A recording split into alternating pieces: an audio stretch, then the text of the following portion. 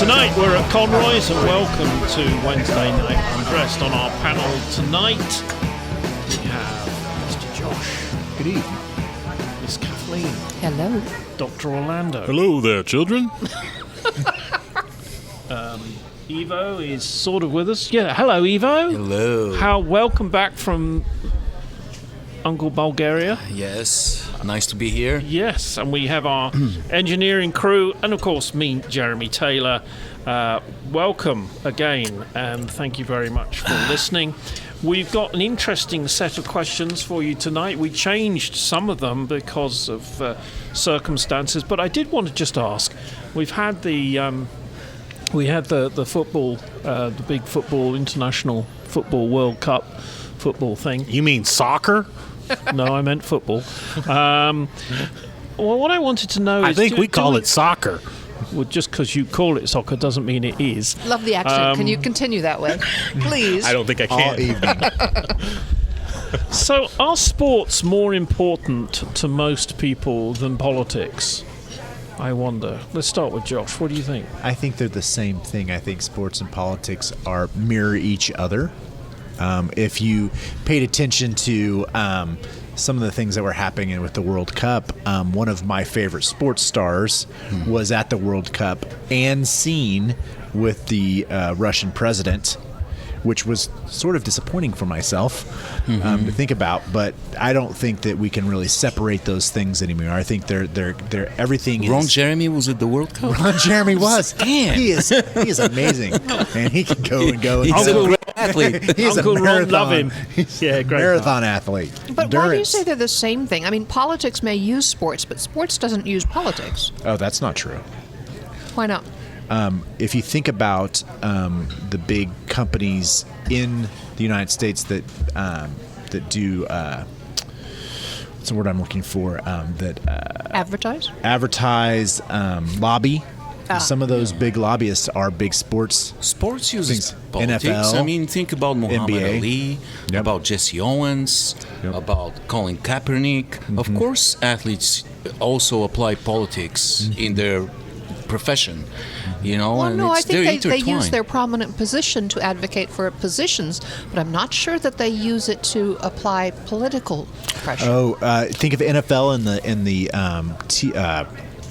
CTE with concussions. They lobbied really hard to try to keep that from. Oh, the people Did who anyone run it. mention Yes. something about All taking the players. knee and things like that? Yeah. Well, and So you're making a difference between the players and the actual the owners. people who own the sports are different from the people who play and follow the sports. oh, that's what you're saying. Okay, that of course I agree with that. Except Michael Jordan is the only owner that's a former athlete, right?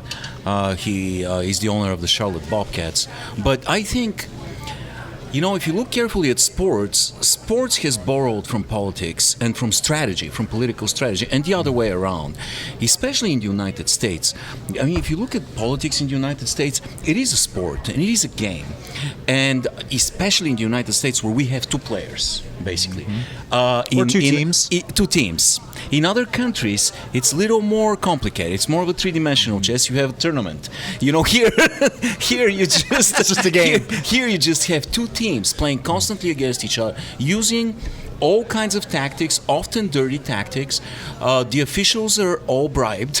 You know, in both sports. In sports, you know, in sports you have performance-enhancing drugs. In politics, you have corporate donations. Oh, You know, it's or prostitutes. yeah, it's pretty much the In both same. cases. In both and really, cases. sports has mirrored politics since the beginning of sports.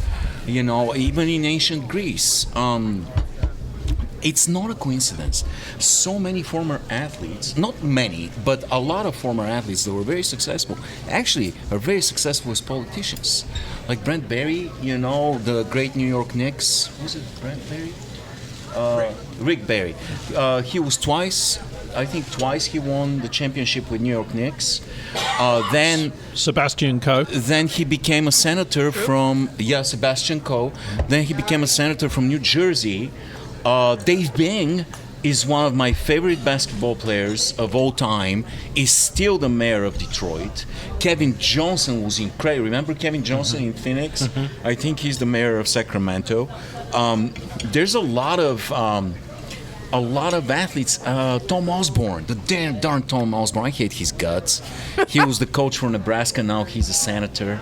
Well, yeah, but that's more people who get prominent in anything. Astronauts, True. movie stars True. can go into politics. It's the prominence, not the sports Schwarzenegger. side. I was going to say Arnie. Yeah, he's a. I was going to say Arnie. I just said Arnie first. He was an elite athlete, if you think about it. He was. Yeah. So Well, he I've heard, comes back from Bulgaria and starts interrupting all over the place. so I've heard kind of everybody's take, and I got to say that I'm probably in Josh's camp more so than anything else. When I read the question before the show, I read the question like moments before the show. I literally just kind of answered it on the face value, thinking that do we pay more attention? Does the average Joe pay more attention to sports than politics? And I think that's an obvious yes. But the interesting point I think that Josh makes is that they are pretty much the same thing. I would expand on that and say they have never ever been different. Like the only time you get a game that is not political is like when you've got two kids playing kickball. Yeah. Outside of that, anytime you get an organization that is responsible for maintaining the rules or the order, like there's going to be a political component to it. Yeah. So yeah, and it's also very indicative how often in political speeches politicians, seasoned or imbeciles like Donald Trump, use sports metaphors. Right. It's almost frightening how often the sports metaphor applies to a political game. And really, game theory, if you look at it, game theory applies perfectly to both sports and politics, and they borrow heavily from the theory. But I'm not sure that they're borrowing. I think it's the same damn thing. I think. You know what? Politics have merged especially in the last 3 years, have completely merged with entertainment. Right. I believe, and Fox News really has turned politics into a spectacle. Right. A purely entertainment product. Right. That's what sports is. It's an entertainment product. Yes and no. But I think that there's also an aspect of this is the way guys see it. Women in politics and women in sports don't treat politics and sports the same way that men do. Oh, that I don't believe that for 1 second. Well, how important? I think that's the perception. No, this that is super interesting to me. How that important wants to is get up. sports? But I think the same. You've wanted to see a fight between Kathleen and somebody Think for about it. years, haven't you? Well, What- like you said, she's in the strong, game- but Josh might be more in the game, cagey. in the game, do you want to win or lose? Yes. Do wanna you win, ever right? just want to play? I just said yes. You don't want to lose, right? When you're in a game. Correct? Do you want to lose? Depends on whether the other person's going to cry Is or there not. money involved? Then I want to win. Then you want to win. In politics, do you want to win or lose? Well, yeah.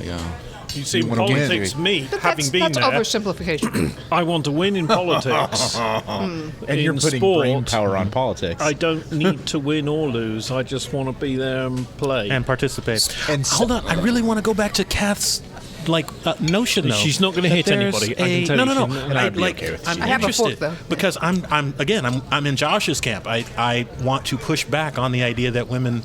I'm not a woman, at least I claim not to. Not be. anymore. Yeah. Yeah. So I don't know that I can see it any different way. So I'm very, very curious as to what the difference in the way that women would take this idea of the I difference think between sports women and politics. take the effects of politics way more seriously than the result of a game.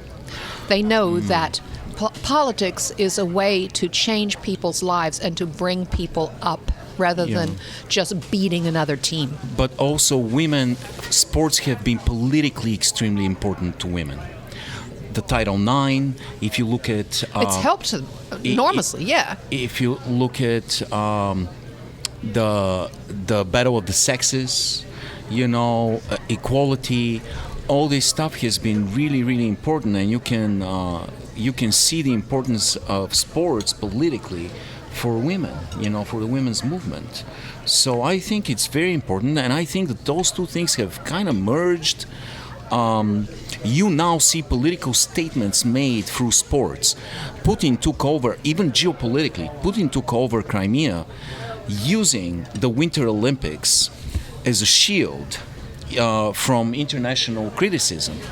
Then FIFA awards the World Cup to Mexico, United States, and Canada at the time where Trump is trying to abolish NAFTA. This is such a geopolitical game. True. And subtle messages sent from each side of the camp. So to again reinforce what Ivo's talking about, I just want clarification. Is it that women don't use game theory in politics? Not necessarily. I think that most women don't see, well, we won this one, that's great. We might lose the next one. No, I don't think they see it that way. It's, we need to make some changes. We need to make some progress. Let's make progress now. And they use it brilliantly, use sports to make their point clear. For example, in the last 10 years, 15 years, women have been able to equalize the award, a monetary award from the tennis tournament, from Wimbledon, for men and women. That's really stunning. That doesn't exist in any other sport.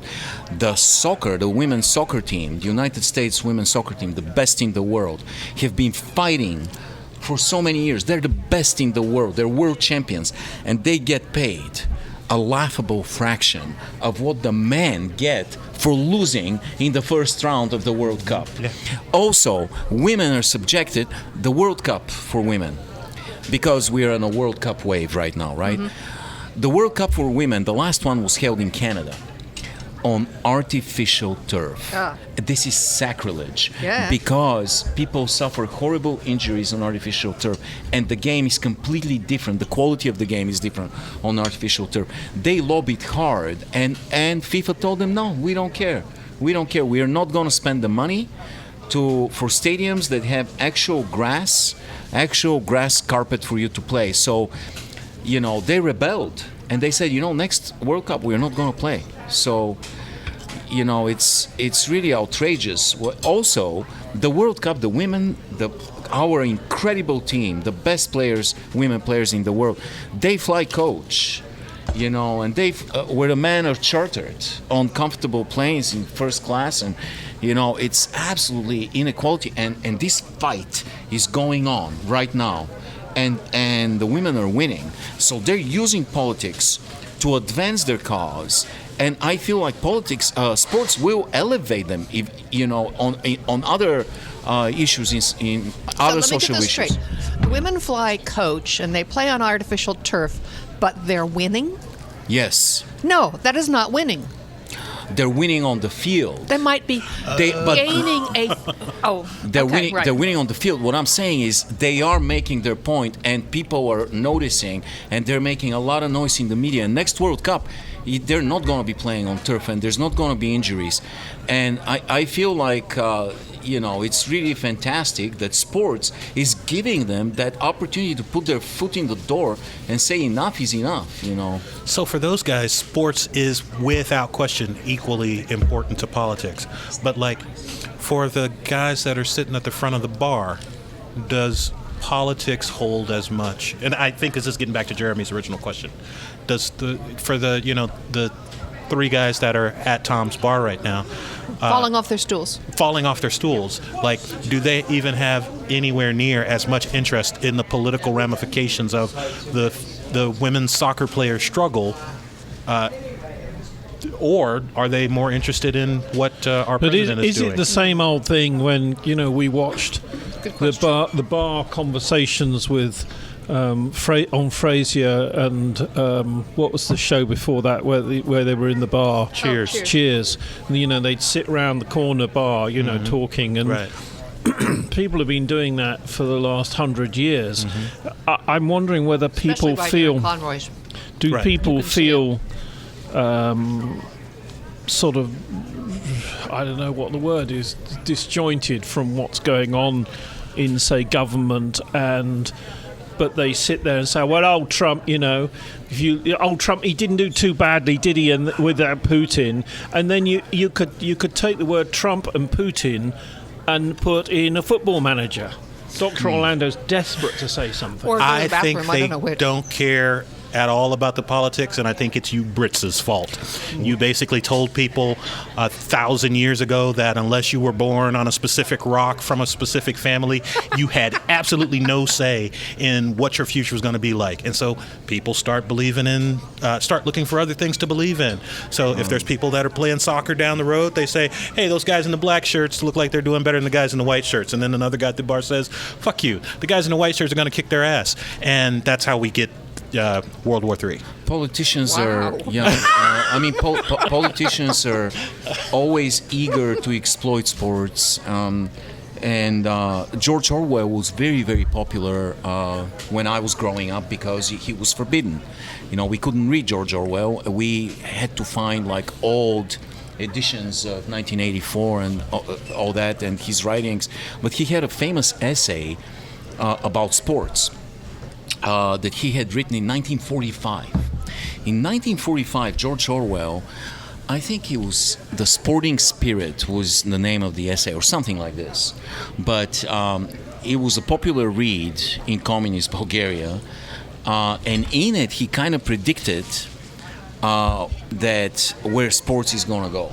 And he also had if I remember correctly, he had an interesting point that he made about sports and politics, saying that professional sports will become dangerous because ultimately the crowd, the fan base, will be in big time conflict with the actual athletes. He predicted the Kaepernick situation.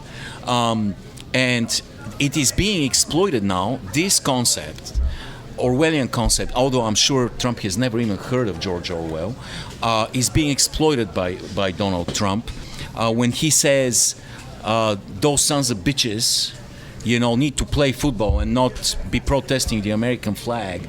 This is exactly what George Orwell was trying to warn us about, because Trump knows that the fan base of the football game is very, very primitive, and they're very, very easily manipulated into fake patriotism and nationalism, and that's what he was doing when that Sarah was it Sarah Huckabee Sanders? No, it was Laura Ingraham that said LeBron James needs to shut up and dribble.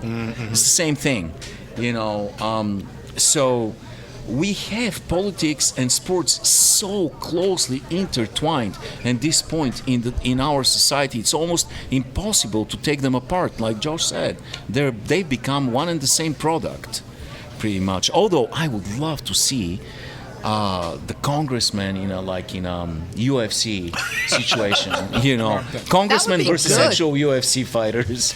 That bastard Donald Trump, I remember he participated in a WWE fake thing, but he also, that piece of crap, he also tried to use sports for enrichment, because he tried to start a alternative league to the NFL. That failed miserably, just like anything else this guy has touched. He has the anti-Midas touch. Whatever he touches turns to shit, and he tried Sadim, this. that's the anti-Midas. Yeah. Sadim, yeah. The Sadim touch. Midas spelled backwards is Sadim. So he had the Sadim touch. It's backwards. So what he tried to do is start an alternative league to the NFL. It failed miserably, so now there's a little bit of a conspiracy theory, justifiable, that he's trying to undermine the NFL because he's so jealous of their success. So. Yeah, he gets his pet hates and does whatever he can to So hurt we changed people. the next question, folks. He just comes back to the table and decides to change the subject. Did you notice time that? to move on. Typical Brit. I know. It's the Brexit thing, you see. It's got us all disjointed. We don't know whether we're Is that coming. a soft Brexit or a hard Brexit? We don't know whether we're There coming was a or hard going. Brexit Depends from on the World what you've had Cup. for dinner. Yeah, The Brits got destroyed. we did. Yeah, Croatia deserved to win that. Yeah. They did. The Brits were embarrassing. Yeah. So did anyone really expect Trump to declare the Russian leader a liar on global TV? Yeah. Think about it. What could he have said if he truly wants a better relationship with Russia? Yeah. He doesn't want a better relationship with I them. haven't He just finished. wants money Hey, from hey, them. Okay. So, Yes, sir. what could he have said if he truly wants a better relationship with Russia? Remember, this is not Love Actually, and Trump is not Prime Minister Hugh Grant. Go.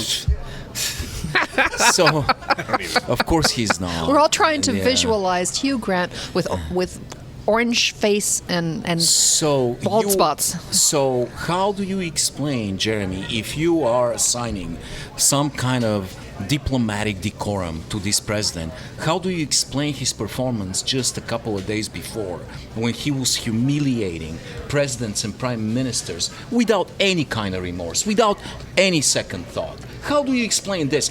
Of course, I expect him to say you're a liar because this is an enemy, proven enemy to this country, he's a monster, he's a murderer, he has murdered his political opponents, journalists, he has poisoned people in other Western countries, he has just been proven to be undermining our democracy, and he's gonna stand there and not say you're a liar and you're responsible for this? Of course, if you had a spine, but he doesn't, because at this point it's abundantly clear that they have something on him. Oh, yeah. I mean, there's But, no but face doubt. it, he should never have been there in the first place. Oh, of course So not. this is my So- big question. Like, Yeah. Thanks. I'm noticing that the major news channels are echoing this point that Vladimir obviously has something on Trump. And my big question is, does he need something on Trump? It seems as though Trump is, to me, it doesn't matter if Vladimir is blackmailing him or if Trump is just emulating him and taking advice from him. No, he's To me, taking they're- money from him. He's bought Trump. Trump wants to be one of the richest, most powerful people in the world, just Right. like his hero Putin. Right, no, I agree. Yeah. I 100% And agree. just for our insurers, kind of whether this is our personal opinion and Right, not right. We don't necessarily have- the opinion of Conroy's or any of our sponsors. We don't have any, like, a hidden insight. My question is, if that is true, if he wants to be Putin, why is it important on one way or another whether or not Putin has damaging information that he could potentially release on I Trump? think Putin might have damaging financial information. It doesn't matter. It doesn't matter if it's financial. It doesn't matter if it is He could destroy sociological. Trump's wealth. Okay, provided he could destroy Trump's wealth, how does that make the specter of what Trump is doing right now or what Trump has done in the past worse? When Trump got up and said that all Mexicans were rapists except there might be a few good ones, like, how is that better or worse than him standing up and saying Putin's a great guy and he couldn't possibly be the one that attacked the country? Because this is the first time that the GOPers are actually in conflict with him. The That GOP, part's over with. They've done that. You know, they did it for about 10 minutes and then yeah, they and decided it's, to back it's out. gone after that. Yeah. So The attention span, I understand, but with the racism, with the national chauvinism, the hatred towards immigrants, that's part of the GOP profile, political profile. So they were okay with it. But they were okay with it. They were absolutely okay with it. They didn't Right. say it. Okay, well, look, I'll tell you why I'm not concerned. Not concerned. No, I'm not concerned at all. Okay. Not concerned Trump- about what? Because Trump only has a short while on this planet. Okay. You saw how he treated the Queen. The Queen was taking the piss out of him, which he hasn't realised, perhaps. Maybe he has, but the Queen was taking the piss. The Queen is one of these people who does take the piss. So if you She was insult wearing- an idiot and he doesn't realize it, did the insult really happen? Well, that's a good point. But she was wearing a brooch, you see, the Obamas gave her. He walks all around her and everything. She's already spoken to Commander Bond. His days are numbered. Yeah, His days are numbered. Trump's probably Queen was much better with Freddie Mercury. You know, he's like, what is this? This is not the band I like. It's really disturbing what he's doing. It's obvious at this point to everybody that something nefarious is going on, that there's some kind of undercurrent. I agree, but I think it's much more of not that Putin has something on him. I think Trump married a Russian. And it's more than, I think it's more than that. What was fascinating is, so he goes to see Putin, right? And he walks in and he says hello, and he's got Melania standing next to him, right? Mm-hmm. And he says, my wife, and they shake hands. And she shakes hands with him and smiles, takes her hand back, steps back to stand next to Trump. Watch this, folks. Next time you see this on TV, and then look at her face. She's sort of like, holy shit, did you just see what I did? I shook hands with my dad. With a monster. Yeah. She's the She only looked one terrified. there who actually speaks the language. So she was able to say, hello, Mr. Putin. She did it in Russian. So you think the opposite of what I think, that she's... You think she's an agent? I think it's just all part of the game. Like, not in a conspiracy, like... Most East Europeans can't stand Russia. Like Slovenia for sure hates Russia. Yeah. Slovenia is a Catholic country, and they're a small country where she's coming from. Right. They're right south of Austria, and they're very influenced by Austria. They're like, they have part of the Alps. They're small, like they're 2 million people, and they're very, very anti-communist, very like. So I don't know. Even though we're all Slavic people, I feel like the Polish people hate Russia, Czechs, Hungarians, the Bulgarians really. Everybody kind of is weary about because of their imperial ambitions, because of the historical vendettas we have with this country. We're very, very worried about Russia. So I don't know if she's necessarily. She's probably not an agent. What I'm more amazed of is that Kath was able to read any kind of Jeremy was able to read any kind of emotion on her face, because I can't read that woman. I feel like she's had a lot of surgery or something. She's had a lot of surgery. Yeah. But she shook hands with him, then stood back and went, and she looked up. And there is no question. The look on her face. She did. She looked terrified. But that is what happens when you get the So she always looks terrified. No, Are you sure she wasn't thinking he's so dreamy? No, don't think so. He comes up to her boob. So so what I'm gonna say is this: this is a guy that made a living saying you're fired in the face of people. This is a guy that is not afraid to insult anyone. Angela Merkel, Theresa May, whoever you want. He's humiliating and insulting leaders of democracy and traditional allies. But that guy didn't have the guts, with all the information that he had, inside information, in incredible detail, to say to this guy, at least diplomatically, you are responsible. What happened? I thought you had the best words. What happened with your words, Mr. Diplomat? What happened to me? But no, Putin has him in his back pocket, and he's like, I'm just meeting here with my director of regional operations in North America. I want a report right now. Well, there was very Everything's going fine, Mr. President. very interesting interview recently with a guy who went to court with Trump and won. And he subpoenaed Trump's accounts, tax returns. Now, they were sealed, right? And he is not allowed to discuss them. But he can discuss generalities. And he said, you need to look at the money.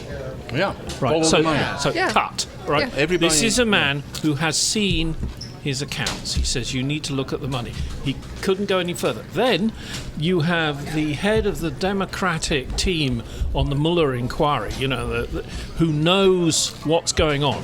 So he knows the secret stuff. What does he say? I think it's all about the money. Oh yeah. And I do think that that eventually, when we have that special day, when America comes to a grinding halt, right? Because somehow, Of like a Holocaust? Nuclear Holocaust? if you remember the Trump family, yes, it's the Trump Holocaust. When they're marched out of there. When the state trooper or whoever it is pulls Trump out, or if Trump loses in 2020 and then refuses to go because he says the election is rigged. Well, then that will be interesting. Yeah. I'm thinking nothing's going to happen until 2020. I really don't think, because the Democrats haven't got their act together. But I think it's about the money. But I still think that Show me We're the all money. agreeing about Show money. me the money. Yeah. I still think. Yeah, I that just if don't think you're it matters. standing there. I genuinely don't think it matters. I think that Trump has demonstrated the ability to con the American people into forgiving him from whatever sin it is he's being blamed for. I don't think that him losing all of the money that he made before he became president is going to matter. I think that he is squirreling away whatever he needs to go live on his, remote island after that, and probably being paid by Putin. And I just simply think it doesn't matter. He doesn't care. Again, he can be ruined on what happened 20 years ago, 10 years ago. Doesn't matter. He's making money hand over fist right now, and it's going to get right before the shit hits the fan. It's going to get transferred to other members of his family, so it can't be taken from him. Yeah. And the end result is we are going to be stuck with trying to unfuck the federal judiciary for the next 40 years. Yeah, Jeremy, his imbecile son, Donald Jr., admitted on national television that most of their assets are tied up to Russia. It's on record. It's there's no secret about it. If you go to one of his condominiums or whatever buildings in Florida and you read the names. Does he use condominiums? Yeah. If you read them, Sorry, it took me a Stormy second. Daniels said he doesn't. But if you read the names on the apartments, they all end on OV.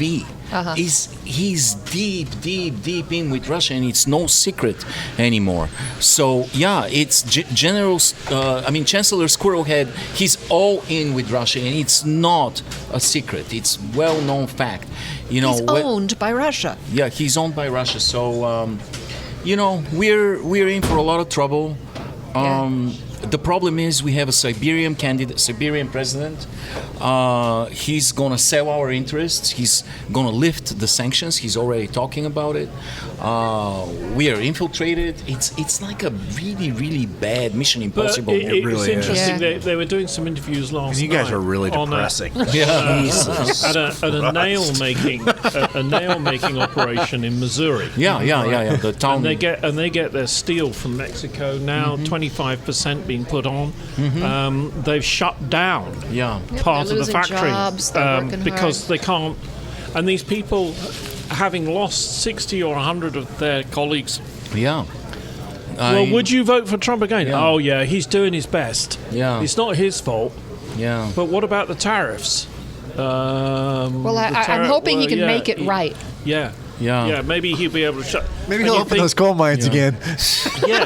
And You can go work there. Did he say he would make it that right, black or that lung he and a wouldn't nail through make your it foot. right? No, will be they- good. they- that entire town, difference. that entire town is out of business. They're screwed. I mean, he nailed, pardon the pun, nailed the entire town, and they're screwed, and they still don't care. That's how much of a Con man. gravity he has, because he uses those 250 words that somehow resonate in this enormous segment of the population. I don't understand. I mean, it's unbelievable. You just use insults, easily accessible language, and people will follow you and say whatever they want to hear. But Fear. that's it. Fear is important. It's interesting. You were talking about the writer just now, Orwell. Yeah. See, Orwell was talking about violence in sports and stuff like that. Even back in the 40s, in the war, right, they were still having crowd fights and needed police horses to control some of the soccer matches in the UK. And you got to remember, in the late 40s, early 50s, some of the fights were evil because the Brits had conscription. So all the men who were, say, 18, 17 through 30 were fit and knew how to handle themselves. So some of the punch-ups they had, but that Orwell was looking at that. He saw violence in the sports. Tribalism. He recognized the tribalism. That's part of the essay. He said tribalism, the division in professional sports, is what's really frightening and can transfer easily to politics. So, I'm not as thick as you think I look. I think I am. yeah. But You just blew my mind. That's it's. I think it's really important that there are a segment of the American population who simply aren't interested. They get interested when they're in the bar or in the pub or whatever it is a month before the election, and they think, oh, well, maybe I'll go and vote. Well, actually, what am I doing for lunch today? Nah, Because I'm not at going to be able that to point go. it becomes a game. Yeah, it's. They're not thinking in the way that we perhaps do, where we're watching They Morning just like Joe the in the Super morning. Bowl. But think about it. It's not that people don't care about that or are uninterested. I think they're so overloaded with the media and television stations and the constant information you can get. Lack of information.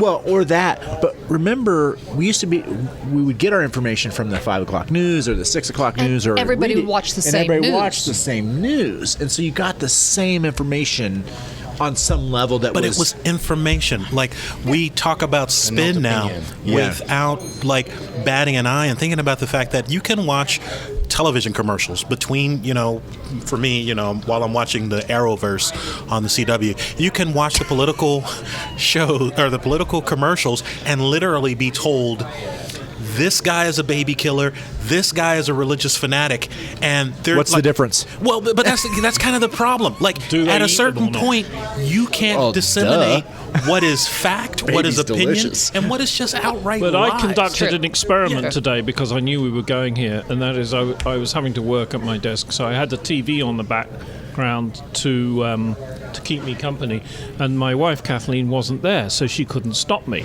From and I watching had porn. I had Fox on. I was thing. listening to Fox Oh. instead of listening to MSNBC or CNN. I had Fox on.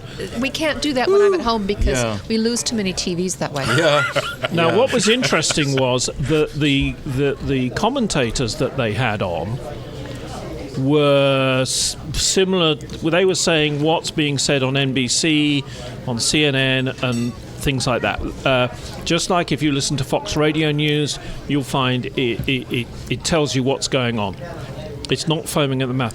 It's only the host, and then probably 50% of their hosts who are paid the big bucks, who say don't be saying that, or Hannity and one or two others, and they're finding that they're getting guests coming onto their shows who are saying the president shouldn't have said that, and they're squirming. They don't know where to go.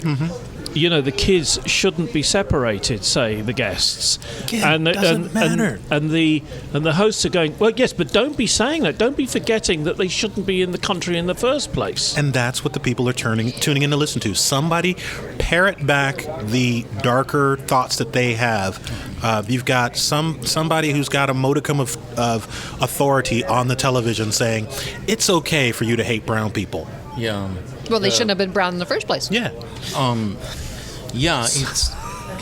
Sorry, I'm going to try to cheer up a little but bit. It's interesting. No, what Kath and Louis were saying that people don't care until the presidential election comes in, and that's what worries me. And you're absolutely right that the NBA, the regular season has 92 games, and it's so long that people don't care about it. They don't care what happens during the regular season. They only tune in for playoffs. And I'm wondering that midterms are like the regular season. Midterms are exactly and people regular don't season. freaking I go have to high vote. hopes that it's Do going to you be different remember this time. when it was the best And it's so of important. 5? Yeah. Yeah. And then it yeah. became the best of 7. That's good marketing right there. And then all of a sudden it's game 3 or game 4, and you're like, no, People that just- team was way better. Why I don't don't we make the understand. presidency best of 7? That People would be just so fucking yeah. awesome. Oh, yeah. People Yeah. just want to vote for the Super Bowl. They don't want to.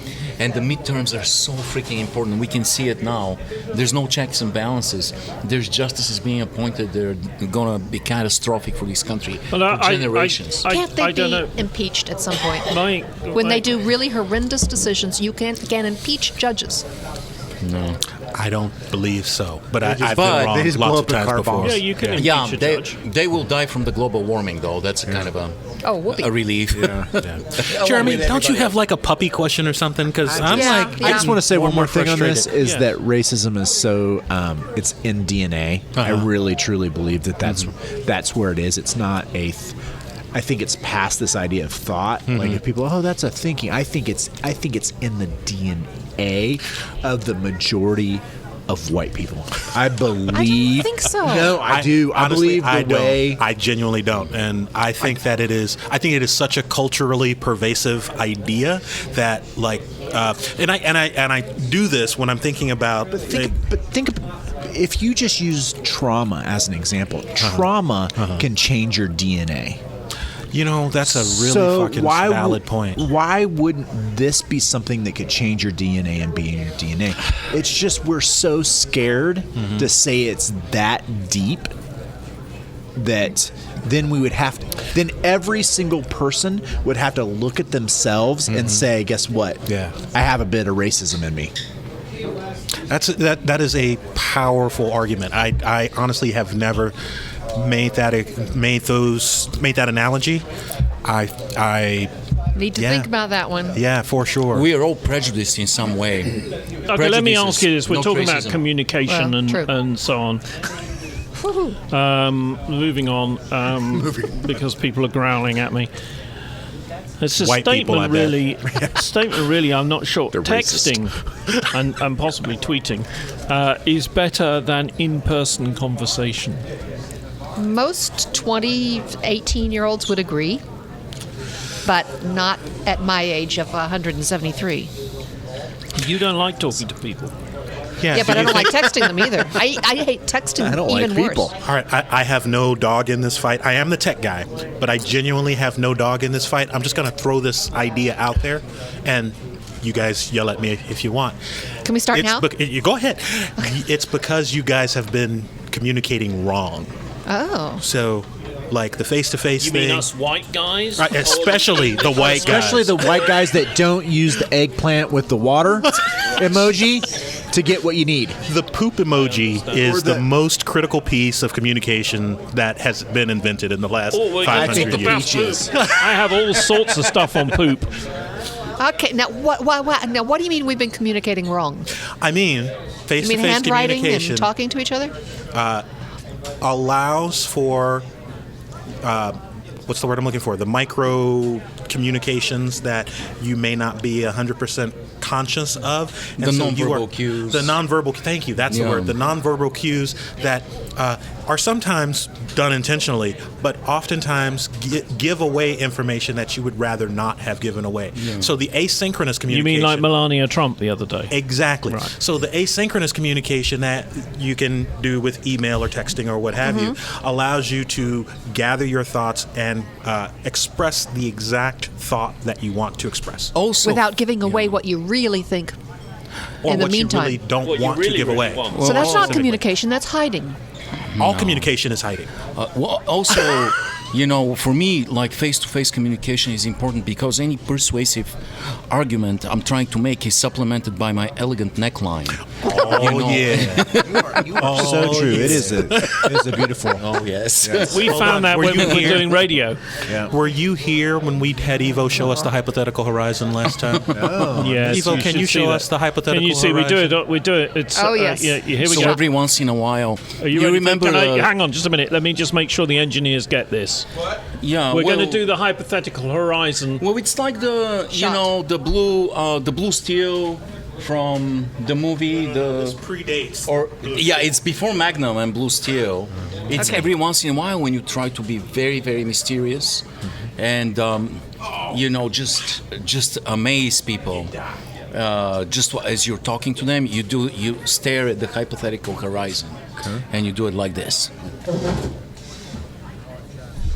Wait.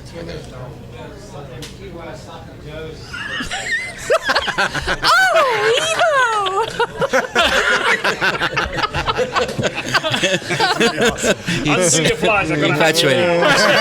It's infatuating. Can women do that too? Of course. Yeah. I can't to keep a straight face. Can't do it. Can't do it. I was thinking Shoulders back, boobs out. Very important. Yeah, I was like, Stare at the horizon. Poor old Josh doesn't know Yeah, what to do and with when himself now. You've got to go home, haven't you? Yes. I know. Dear, oh Still dear. her hypothetical horizon. Is texting or tweeting? I mean, what would happen if the people who own Twitter just said, no more tweets, Mr. Trump? That was a question I wanted to ask you guys, because you're all techies. Well, he's so full of falsehoods that anybody else would have been shut down. Oh, it's entertainment. I mean, I think that's really why they do it, is that it's just entertainment. Well, and no. they make so much money off of him, as he makes money off of Russia, Right. as we make money off of sport. Oh, no, as sports makes money off of politics. It's all about the Benjamins, man. It's also really helpful in spreading hatred, and his really toxic ideas. It's not Well, if you entirely. spread hatred, can you then stomp it out? That's the really interesting question. Is it that the toxicity is so dominant because it's just the nature of being toxic? Can we not do the same thing with compassion and love? So that's an interesting thought process, is that I am a true believer of acceptance, and that if you lean in and treat with compassion and loving kindness, even if it's towards yourself in a time of like what's happening right now, you're going to end up feeling better and making more effective decisions. So if I lean into this and show my fellow person compassion and love, even if they disagree with me, I'm going to be, as a person, better off. It's a good. I've had this idea of a social experiment in my head. It will never happen. Actually, it might happen, but I was wondering if you create two products, two internet publishing products. One would be nice Twitter, and one would be evil Twitter.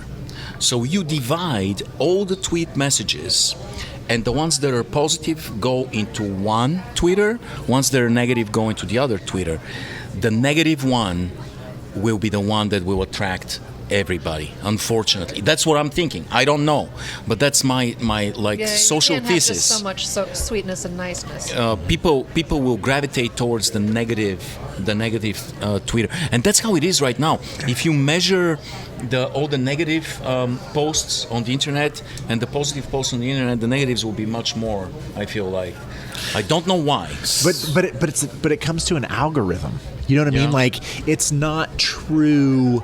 Like, there will never be a true baseline of that, because it's a mathematical problem. But people- that you get what kind of continues to. If I look at one negative comment, I'm going to continue to get the feed of negative comments. Yeah. Where if But I there look are at people But who go our out society is moving towards algorithmic democracy, kind of. right, People Anyway. go out there looking. it's true. Let's make up some phrases. That's some scary shit. Jeremy trying to tell us. People go out. I watch a certain amount of YouTube channels, and these are channels that aren't offensive to anybody. They're not political channels. They're not religious. They're how-to channels. How to fix a carburetor, or live in a tiny house, Or watch the new Karate Kid. or build Carburetor. a boat, or build a boat or something, right? Yeah. What's a car? What's a And carburetor? interestingly, talking to some of these YouTube channel owners, and I've done interviews on the radio with them, they say that they get people, trolls, who post horrible things. I've got a guy who's working on a lovely old boat, 100-year-old boat he's restoring, and he gets people sending him emails saying, "Why are you doing this, you prat?" You know, and much That's worse. probably the nicest thing he is. Yeah. Yeah, Bastard. But what it seems to me is that people must go round looking to be unpleasant to people. Well, It's why there are bullies in the world. But those people that are going around doing that are getting something.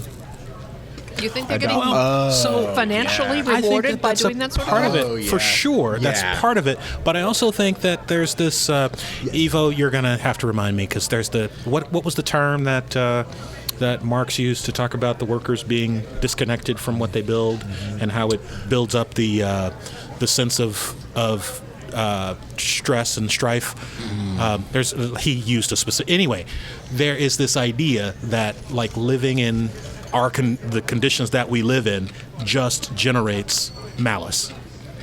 And Groucho Marx said that? Yes, Groucho. That's amazing. You know what I mean? Huh? So, But like, that's jealousy. I mean, no, not jealousy. We're talking about a profound disillusionment with like your day-to-day existence because you are, well, in Marx's idea, you were like disconnected from the fruits of your labor. I think it's a little bit more elemental than that. I think that like you're like living in the city, you're jostling with people all the time. People are like not being It's compassionate. like veganism. Uh-oh. They hate the idea of meat so bad that they will eat soy, which kills way more things than hunting. Yeah. but But they are so mean on the. I mean, they talk about trolling the internet. Right. That is. I mean, that's the not even understanding. Ron Jeremy is comes down to disconnected from the jealous. fruits I mean- of his labor. Right now. yeah, there you are, Ron I Jeremy. don't know if he is. I think he is connected to that fruit. Yeah. We don't park Bentley outside because if we did, it would get keyed. And you know what? I completely understand, Jeremy. Jill's bought a brand new car, and it's a nice car. Right. And somebody keyed the front of it. Yeah, and Yeah. they do that. Jealousy. That's jealousy. Yeah. That's fucked You know, up, man. I'm interested to know because we're coming to the end of the session today. It's been lovely to have you back, Evo. Will you be coming So back pretty. again? Yeah. Can all you right. do your Horizon but we look would next like, time too? Yeah, because It's so Kath's Every incredibly turned on, and we have to go home. But Some sexting. yeah, do some sexting. I forgot what I was going to say. Oh yes, I know. We need to know who our sponsors were tonight. We're sponsored tonight by Kansas University Football. Damn, Evo. Damn. mean. They're actually for the first time ever, they've provided us with money. Not only free tickets, but actually money for each one of us to go to a game. Righteous. Yeah. So this is our first actual sponsor. Brazil's curling team. Yeah, go to a Kansas University football game. Go to Memorial Stadium. The mystery, of course. By how many points is Kansas University going to lose? 50, 60, 70? I've been at a game where they lost by 50 points. So Yeah. So We yeah, could make it to 3 digits. yeah, it's We possible. can do it. yeah. I was at You can do it. I was actually at a job interview once, and I'm not making this up. You had a job? I was at a job interview, and yeah, seriously. And they asked me if I make the same mistake, if I learn from my mistakes. And I said, I actually have made the same mistake twice because I twice paid for a ticket for a Kansas University football game. It got a laugh, and I didn't get the job. I want to thank our producer and editor, Eric Holcomb, our engineer, Neil Rasmussen, chief advisor. He's there. Okay. And also, of course, Tom Conroy for letting us do this every week and for reinstating the steak fries and keeping them coming, which is really cool.